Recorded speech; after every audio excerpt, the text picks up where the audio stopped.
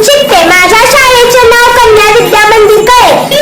मैं स्त्री हूँ, मैं नारी हूँ, मैं कली हूँ, मैं फुलवारी हूँ, मैं दर्शन हूँ, मैं दर्पण हूँ, मैं बेटी हूँ, मैं माता हूँ, मैं बलिदानों की गाथा हूँ, मैं श्रीमद् भगवत गीता हूँ, मैं द्रौपदी हूँ, मैं सीता हूँ, मैं सीता हूँ। आज महिला नोकरी करतात, कमावते आहेत, पण त्या खरंच आपल्या आहेत का? त्या निर्णय प्रक्रियेत सहभागी असतात का?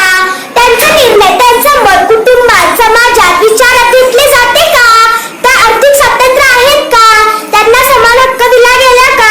हेच प्रश्न महिलांना विचारा. उत्तर काय येईल? बहुतेक उत्तर नाहीच येतील. तू खुद को बदल, तभी तो जमाना बदलेगा. तू बोलेगी मुख खोलेगी, तभी तो जमाना बदलेगा. आपली संस्कृती पुरुष प्रधान आहे. आपल्याकडे महिला साक्षरता 75% आहे, पण मुलींच्या अर्धवट शिक्षण सोडण्याचे प्रमाण जास्त आहे. आज एकाच कामासाठी स्त्री पुरुषांना वेगवेगळा मोबदला दिला जातो. प्रत्येक घरापासून मुलीला समान वागणूक दिली पाहिजे. आपली 50% लोकसंख्या स्त्रियांची आहे, त्यामुळे महिला सक्षमीकरण महत्त्वाचे आहे. महिलांचे आरोग्य विकास, आर्थिक विकास, मानसिक विकास खूप महत्त्वाचे आहे. आजची स्त्री ही अष्टभुजा आहे. कार्येषु दासी, कर्मेषु मंत्री, धर्मेषु माता, शैलेषु रंभा, रूपेषु लक्ष्मी, क्षमेषु धरित्री, शतधर्मता आणि कुलाधर्म पत्नी.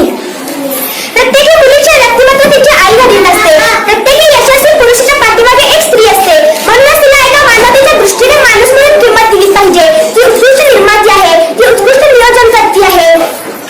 म्हणून प्रत्येक स्त्रीने आर्थिक साक्षर व शैक्षणिक साक्षर व्हावे.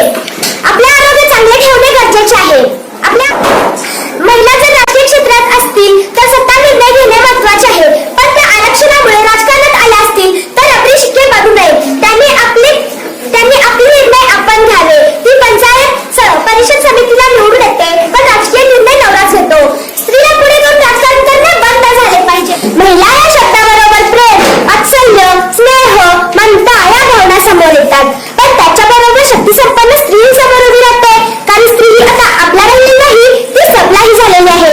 शिक्षक मी, सेवक मी, कलावती, शास्त्रज्ञ मी. शिक्षक